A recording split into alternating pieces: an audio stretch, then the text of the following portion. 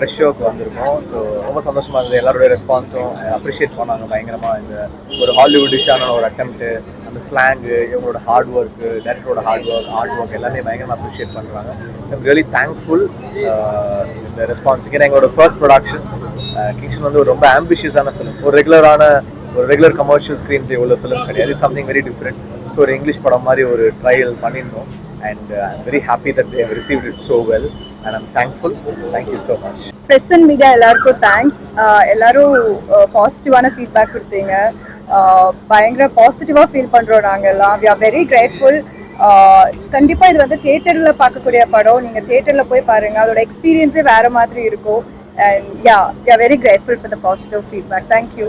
ஏன்னா ஒரு பெரிய எஃபர்ட் பண்ணியிருந்தோம். அந்த எஃபர்ட் போட்டது வந்து அது எல்லாரும் மென்ஷன் பண்ணுறாங்க. பெரிய எஃபர்ட், பெரிய ஹார்ட் ஒர்க்கு, பெரிய ஒர்க் அப்படின்னு ப்ரெஸ் வந்து தட்டி கொடுக்கும்போது ரொம்ப சந்தோஷமா இருக்கு. தேங்க்யூ.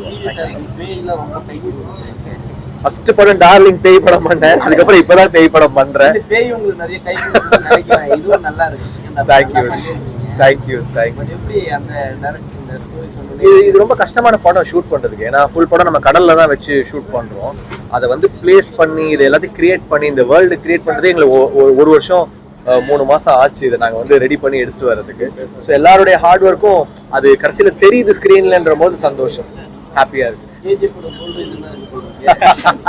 இது வேற கோல்டு, இது ட்ரெஷர், இது இன்னும் பயங்கர கோல்டு ஜாஸ்தியா இருக்கும்.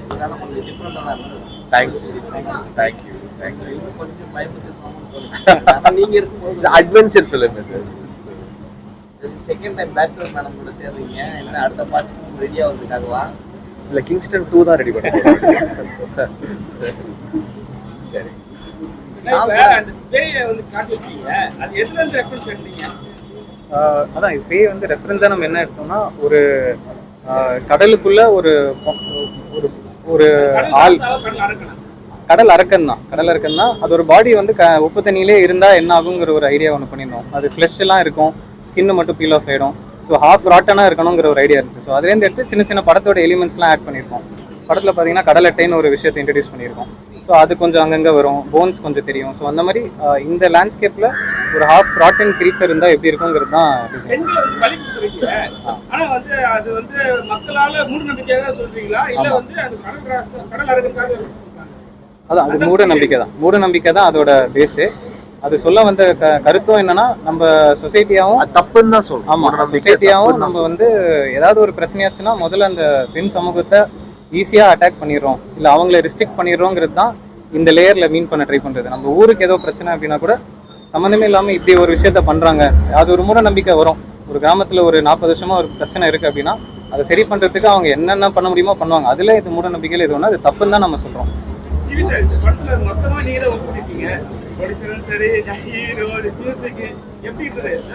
ரொம்ப கஷ்டமா இருந்துச்சு. ஏன்னா இந்த படம் இப்போ ஒரு நாள் ஷூட் பண்ணணும்னா நம்ம கடல்ல பர்மிஷன் வாங்கணும், 3 போட் எடுத்துட்டு வரணும், 3 போட் வச்சு ஷூட் பண்ணணும். ஒரு போட்ல சீன் நடக்கும், ஒரு போட்ல கேமரா, ஒரு போட்ல லைட்டிங். இதை நம்ம வந்து ஒருங்கிணைச்சு ஷூட் பண்றதே கஷ்டமா இருக்கும். அதுக்கப்புறம் ஒரு போட்டு அந்த அந்த அந்த லான்ச் செட்டே கிரியேட் பண்ணுவோம் ஹைட்ராலிக்ஸ் வச்சு. அதுக்கு வந்து ஒரு பெரிய ஃப்ளோர் தேவைப்பட்டது. அது மாதிரி ஃபுல்லாவே வி நீடட் ஒரு பெரிய சோர்ஸ் தேவைப்பட்டது, ஒரு பெரிய உழைப்பு தேவைப்பட்டது. எல்லாருமே ரொம்ப ஹார்ட் ஒர்க் போட்டு உழைச்சிருக்காங்க. எல்லாருமே ஸ்டண்ட் மாஸ்டர், கேமராமேன், ஆர்டிஸ்ட். ஸ்டார்டிங்ல வந்து சொல்லிருக்கீங்க படிச்சு முன்னேறிக்கலாம் அப்படிங்கிற, படிக்காம நீ முன்னேறிக்கலாம், படிச்சு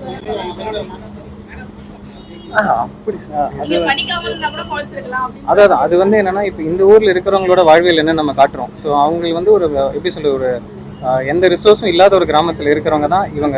ஸோ அவங்களுக்கு அவங்களால படிக்கவும் முடியல, படிக்காம ஒரு கஷ்டப்பட்ட லைஃப்ல தான் இருக்காங்க. அவங்களுக்கு அந்த பையனை பார்க்கும்போது அவங்க மென்டாலிட்டியில அப்படி அவனுக்கு சொல்லுவாங்க, படிச்சிருந்தா கூட படிக்கலனா கூட எங்களை மாதிரி நீ ஏதோ பண்ணியிருப்ப, படிச்சதுனால நிறைய கேள்வி கேட்பான் பாரு. அப்படிதான் நம்ம வந்து அதை கருத்தா சொல்ல. ஆமா, அந்த ஊர்ல இருக்கிறவங்களுக்கு அதுதான் ரெஸ்ட்ரிக்ஷன். அவங்க வந்து ப்ராப்பரான எஜுகேஷன் கிடைச்சு வேற வேலைக்கு போய் அப்படி போல. அந்த மீனவ கிராமத்துல அவங்க ஒடுக்கப்பட்டு அங்க மாட்டிக்கிட்டு இருக்காங்க. அதை அந்த லைஃப்பை ரிஃப்ளெக்ட் பண்றதுக்கு இந்த மாதிரி டைலாக்ஸ் தேவைப்பட்டுச்சு. சின்ன ஒரு ஊட்டல் மட்டும் அதுக்கு தெளிவுபடுத்தினேன். மீனவர் பசங்களா வந்து மேக்ஸிமம் வந்து கடலுக்கு ரொம்ப பிடிக்க மாட்டாங்க. சரிங்களா? இதுல வந்து நீங்க வந்து அப்படிதான் காட்டியிருக்கீங்க. எதனால காட்டுறீங்க? இல்ல, அது அந்த பர்டிகுலர் கேரக்டருக்கு தான் நம்ம காட்டியிருப்போம். அவன் ஸ்டார்டிங்ல இருந்தே கொஞ்சம் பயம் ஜாஸ்தியா இருக்கிற கேரக்டரா இருக்கும். இவங்க இது இப்போ சாதாரணமா மீன் பிடிக்க போறது வேற. இப்போ நம்ம பாத்தீங்கன்னா ஃபர்ஸ்ட் ஹாஃப்ல மீன் பிடிக்கிற, ஃபர்ஸ்ட் ஹாஃப்ல இவங்க அந்த ஸ்மகிள் பண்ற எபிசோட்ஸ் இருக்கும். அதுல வந்து இந்த மாதிரி எந்த காட்சியும் இருக்காது. செகண்ட் ஹாஃப்ல இவங்க போறதே உள்ள போனா எவனும் உயிரோட திருப்பி வந்ததில்லைங்கிற மாதிரியான கடலுக்குள்ள போறாங்க. ஸோ போகும்போதே அந்த பயம், இது ஒரு ஃபேண்டசி. அது இப்போ நஜம் கடல் மீன் பிடிக்க நார்மலா அவங்க போல, ஒரு அமானுஷ்யமான கடல்ல இது வரைக்கும் போய் எவனும் உயிரோட வராத கடல்ல போறான். ஹீரோ அந்த முடிவு எடுத்துட்டு போறாரு. இவர் கூட இருக்கிறவர் அங்க போனா எப்படா வர முடியும், எனக்கு பயமா இருக்கு அப்படின்றான். ஸோ அவன் பயத்துக்காக அதை எடுத்துட்டு போறானே தவிர அந்த எக்ஸ்ட்ரீம் ஃபியர், எக்ஸ்ட்ரீம் சுச்சுவேஷனுக்கு அவன் அப்படி பண்றாங்கிறது தான். முத்து குளிக்கிற இடத்துக்கு போயிருக்கீங்க, தூத்துக்குடியில நிறைய யூடியூப்ல பார்த்துருக்கேன். முத்து குளிக்கிறது அந்த சவுண்ட் எஃபெக்ட் உள்ள போனோம்னா நம்ம அடிச்சு வெளியில வந்து இறந்துருவோம். இதெல்லாம் பாத்தீங்களா, அங்க போய் பார்த்துருக்கீங்களா? இல்ல அங்க போல உங்களை குளிக்க விட்டாரா? கடல்ல ஒர்க் பண்ணோம், பட் சேஃபா தான் பண்ணோம். நாங்க வந்து அவ்வளோ டீப்பாவோ இல்ல அதுக்குள்ள போல, நாங்க ஒரு கெனால்ல ஷூட் பண்ணோம். ஏன்னா கடல் வந்து ஆமா, அது ஒரு பெரிய உலகம் அது. அப்படி இன்னொரு பிரச்சனையும் நம்ம அதை கடந்துட்டு தான் இருக்கோம். கரெக்ட். டெய்லி தினமும் நம்ம பார்த்தா இருக்கோம், இறப்பும் வந்துட்டு இருக்கு. கரெக்ட். இந்த படத்து மூலமா அந்த கடல் அந்த மீனவர் சமுதாயத்துக்கு ஏதாவது யூஸ்ஃபுல்லா இருக்கிறதுக்கான வாய்ப்பு இருக்குமா? அந்த ஆட்கள் கூப்பிட்டு மீனவர் சமுதாயத்தை கூப்பிட்டு பார்க்குற மாதிரியான டெஃபினட்டா காமிக்கலாம், பண்ணுவோம். ஏன்னா இது ஒரு பேரலல், அதாவது நம்ம ஒரு ஃபேண்டசி கதையை தான் சொல்லியிருக்கோம். ஆனா இதில் நம்ம என்ன சொல்ல வரோம்னா, ஒரு மீனவ கம்யூனிட்டியில அவங்க நார்மலா மீன் பிடிச்சிட்டு போயிட்டு வர அந்த ஜேர்னியே அவ்வளோ பெரிய அட்வென்ச்சர். ஆக்சுவலா நம்ம வந்து அதுக்கு மேல அந்த கடல்ல போய் இருந்தா எப்படின்னு நம்ம ஒரு ஐடியா பண்ணிருக்கோமே தவிர, அவங்களோட டே டு டே லைஃப்ல இருக்கிற அட்வென்ச்சர் தான் நம்மளுக்கு ஃபேசினேஷனா இருக்கு. அதே மாதிரி இந்த கடல் எட்டுங்கிற மேட்ரு இதெல்லாமே நம்மளுக்கு புதுசா இருக்கு, பட் அவங்களோட வாழ்வியல்ல ஒன்னா இருக்கிற விஷயம். ஸோ அதை வெளில எக்ஸ்போஸ் பண்ணி ஒரு படமா பண்றது தான் இதோட ஐடியா. ஜிவி சார், உங்களுக்கு நீச்சல் தெரியுமா? அங்க வந்து கண்டிப்பா நீங்க பாத்தீங்களா ஷாட்ல ஃபுல்லா முங்கு நீச்சல் அடிச்சிட்டு இருக்காரு, அண்டர் வாட்டர்ல போயிட்டு இருக்காரு. நீச்சல் தெரியும்.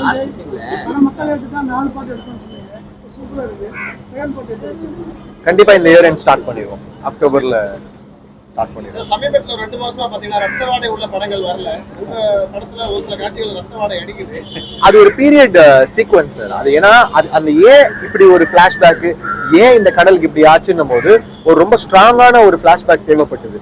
அது வந்து அந்த ஒரு கேங்ஸ்டர் ஏரியா வந்து சொல்லியிருக்கோம். ஆனா மெயின் பிளட் ஷெட் வந்து கிடையாது. அது வந்து இந்த பிளாஷ்பேக்ல வர ஒரு போர்ஷன் அப்படி இருக்கும்.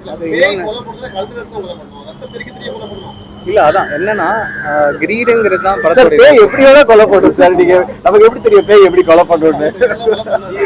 சார், டெய்லி பேய் கூட வாழ்ற மாதிரி சொல்றீங்க சார். வாழ்ந்துட்டா இருக்காங்க. நீங்களும் மேம் சேர்ந்து அந்த பாட்லாம் பயங்கர எதிர்பார்ப்பு அதிகமா இருக்கு. அந்த அளவுக்கு இந்த படம் ராசா ராசா வந்து ஆல்ரெடி தெறிக்க விட்டுட்டு இருக்கு. ஆல்ரெடி டாப்ல இருக்குது, நம்பர் 3 நம்பர் 2ல இருக்குது.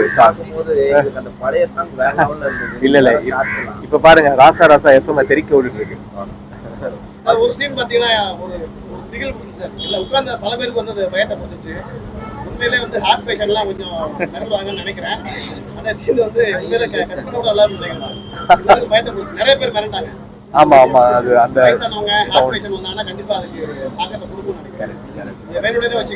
சார் பயமுறுத்துறதுக்கு ஒரு பேய் படத்துல டிஃபரெண்டா இந்த மாதிரி சீக்வென்சஸ் இருக்கும். ஓகே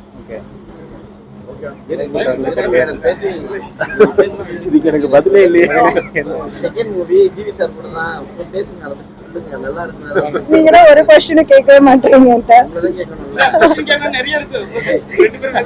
இல்ல படத்தை பத்தி கேக்குறது. நீங்க கடல்ல போயிருக்கீங்க?